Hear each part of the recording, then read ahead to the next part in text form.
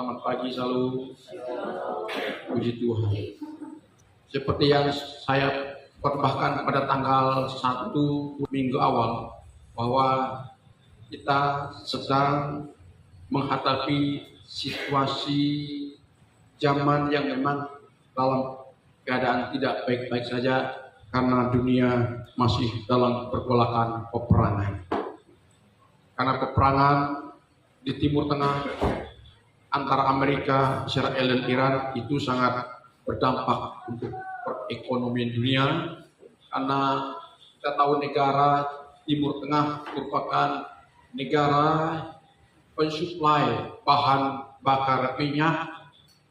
Kita melihat dengan dampak kita mengalami sedikit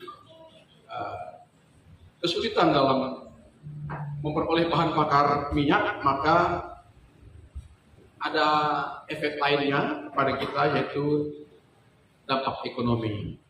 Harga-harga barang pasti sudah mahal.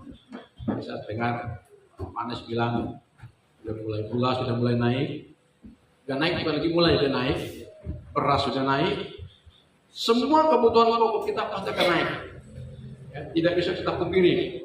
Makanya kami sebagai hamba Tuhan sekali lagi mengingatkan kita, mari kita lakukan efisiensi dengan sebaik mungkin. Efisiensi, hal-hal yang tidak terlalu penting jangan dulu jangan dulu diutamakan, ya. Hal-hal yang tidak terlalu penting, tidak terlalu mendasar, kesampingkan dulu, ya. Jadi ya, kita harus betul-betul bijak, berhikmat untuk mengolah keuangan kita agar kita mampu menghadapi dampak daripada gejolak dunia yang sedang menghadapi ancaman krisis.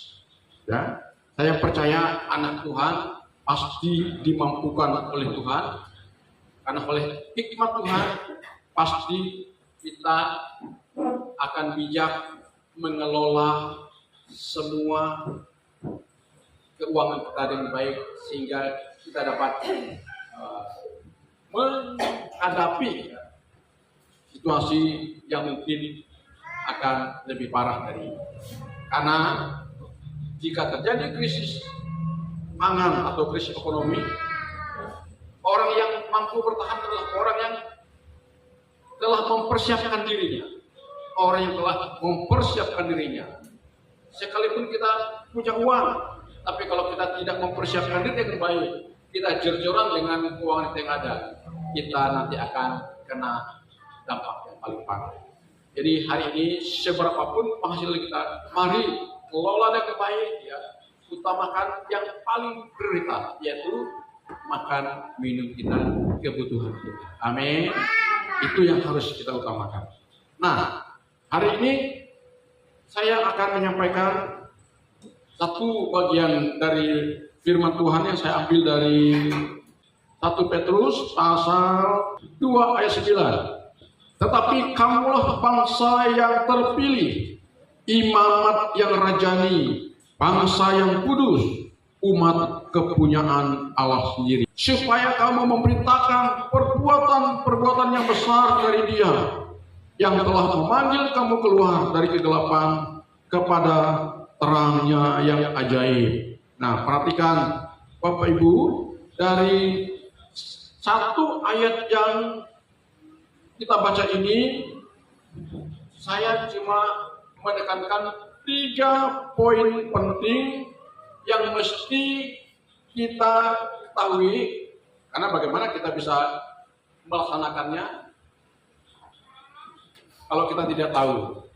Bagaimana kita mempertahankannya kalau kita tidak tahu? Maka saya menyampaikan bahwa 3 poin penting dari satu ayat yang saya baca tadi, yang mesti kita ketahui, yang mesti kita pertahankan, dan yang mesti kita laksanakan atau kita kerjakan.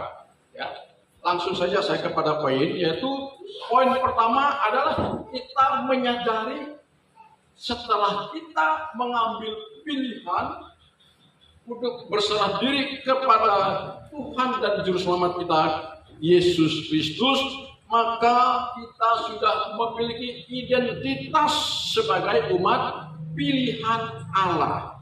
Ini yang pertama ya. Ya, kita harus mengetahui tentang jati diri kita ini, tentang status diri kita ini sebagai umat pilihan Allah. Jangan sampai kita tidak tahu identitas diri kita atau status diri kita yang sekarang ada di ruangan ini, bahwa kita telah menyandang satu predikat, satu status, satu identitas sebagai umat pilihan Allah, dipilih untuk diselamatkan. Jadi kalau kita sudah mengetahui status kita sebagai orang yang sudah dipilih oleh Tuhan, maka marilah kita jalani hidup kita sebagai orang yang sudah dipilih oleh Tuhan untuk diselamatkan, sekalipun kita masih ada di dalam dunia yang sementara ini dan kita sedang diperhadapkan kepada gejolak dunia yang mungkin bisa mengkhawatirkan kita, tapi percayalah, kita sebagai umat pilihan Allah pasti kita akan mendapatkan pembelaan dari Tuhan.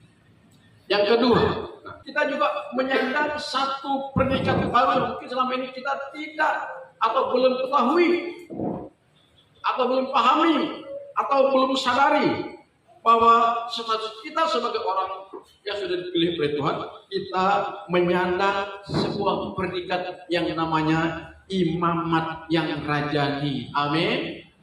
Apa arti imamat yang rajani?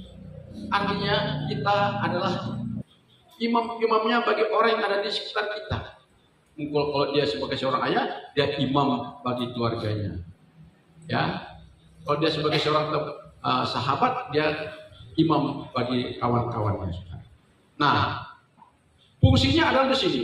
Jangan sampai kita setelah kita memiliki status sebagai umat pilihan Allah, kita tidak menyadari status yang lain, yaitu sebagai imam. Karena itu ada banyak orang Kristen yang udah berpuluh tahun tidak bisa berdoa, karena mungkin di sini letak permasalahannya, tidak menyadari dirinya sebagai imamat yang rajani, sebagai imamnya Tuhan, yang kita juga memiliki kuasa untuk berdoa. Amin. Ya, kuasa untuk berdoa, untuk mendoakan orang lain. Ya, jadi jangan selama ini kan kita hanya mengenakan doa orang lain. Ya, nah, sekarang setelah kita menyadari status kita sebagai umat pilihan Allah, juga sebagai imam yang rajani, maka kita memiliki tanggung jawab untuk melaksanakan doa, baik doa pribadi maupun doa secara komunitas. Haleluya, haleluya. Jadi sebagai imamat yang rajani, mulai hari ini kita harus bisa berdoa.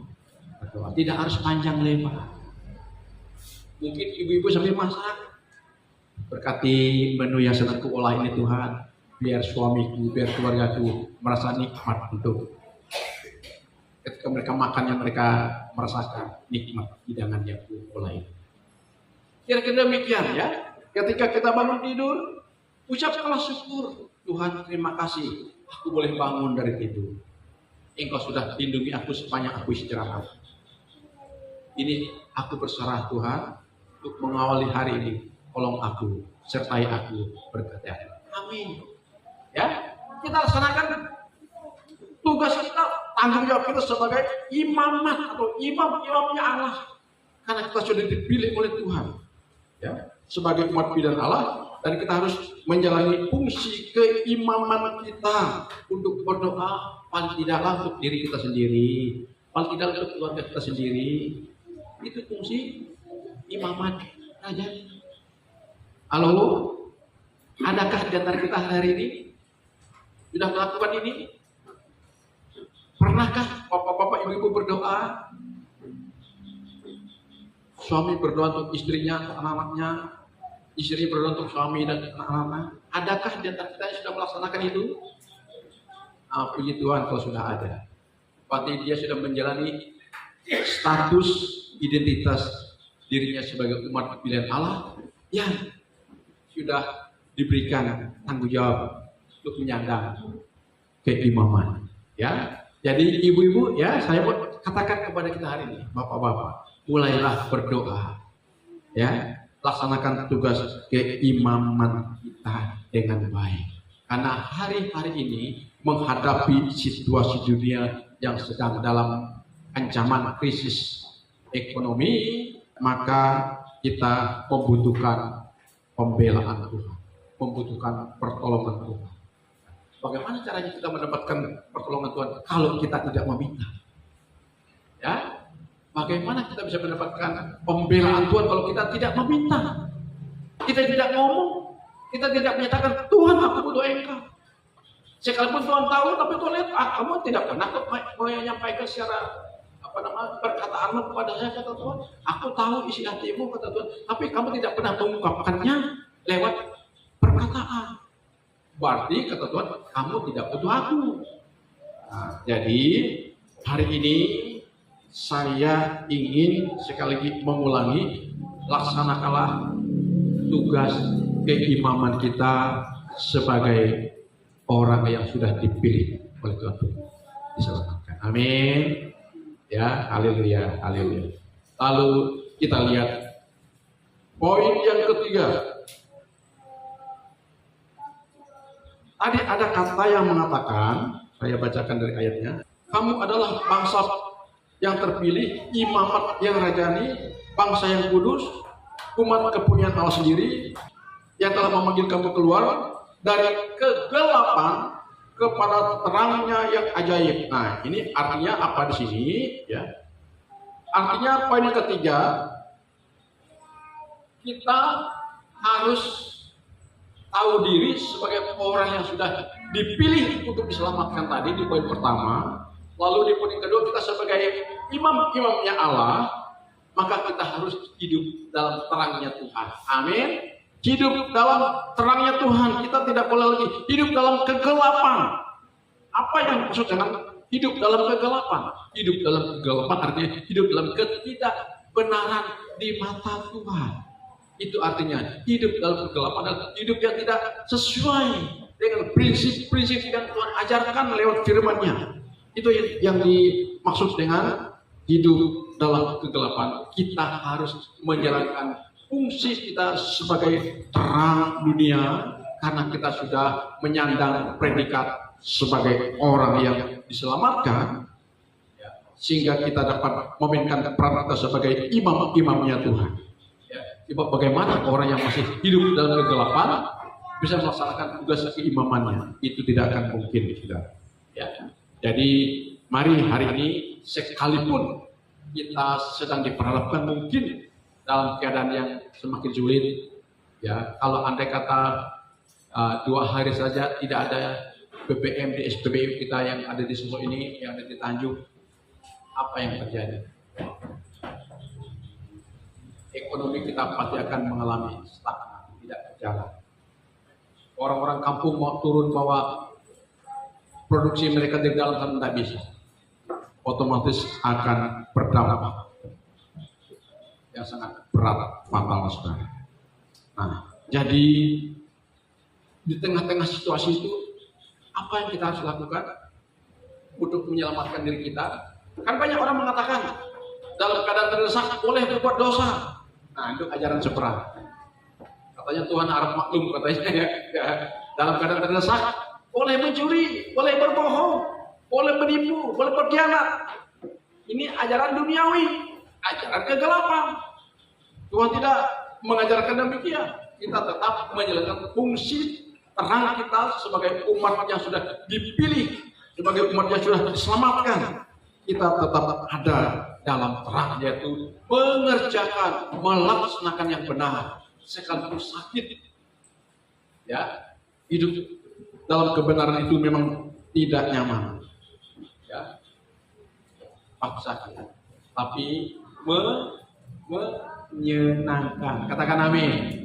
Ya, hidup dalam kebenaran itu memang tidak nyaman. Ya, tetapi menyenangkan. Haleluya. Jadi hiduplah dalam kebenaran, ya, dalam usaha kita, dalam pekerjaan kita sehari-hari, sekalipun kita sedang diperhadapkan kepada situasi sulit. Percayalah, seperti lagu yang kita nyanyikan tadi, sekalipun kita tidak tahu apa yang terjadi esok sampai, tapi karena hati kita selalu berkata, aku percaya, aku percaya, aku percaya kepada Tuhan. Dialah penolongku, dialah jaminan hidupku. Apapun yang terjadi, aku percaya, hatiku percaya kepada Tuhan dan tetap selalu percaya. Artinya kita bergantung sepenuhnya kepada Tuhan dan kita sudah menaruh seluruh hajat hidup kita kepada Tuhan sebagai jaminan daripada keberlangsungan hidup kita. Begini, kita harus menyikapi keadaan sulit. Percayalah, kita pasti akan mengalami pemeliharaan Tuhan yang ajaib di tengah-tengah situasi sulit yang mungkin sedang mengkhawatirkan kita.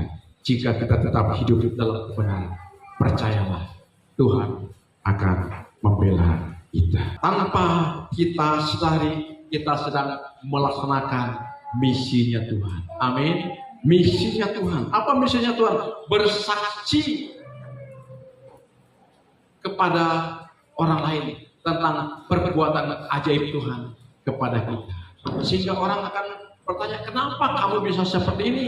Kenapa kamu bisa sesenang ini? Apakah kamu tidak takut? Apakah kamu tidak khawatir? Apakah kamu tidak tertekan? Apakah kamu tidak stres menghadapi situasi seperti ini? Kok kamu tenang-tenang saja? Apa rahasianya? Orang akan tanya kepada kita. Rahasianya tidak lain karena saya berserah kepada Tuhan. Itu jawabannya. Dengan kita mengatakan seperti itu, kita sedang bersaksi kepada orang tersebut tentang Tuhan. Ya, itu maksudnya ya. Kita sedang memberitakan Tuhan, kasih Tuhan kepada orang lain. Tanpa kita sadari, kita sedang melaksanakan amanat agung Tuhan. Haleluya, haleluya.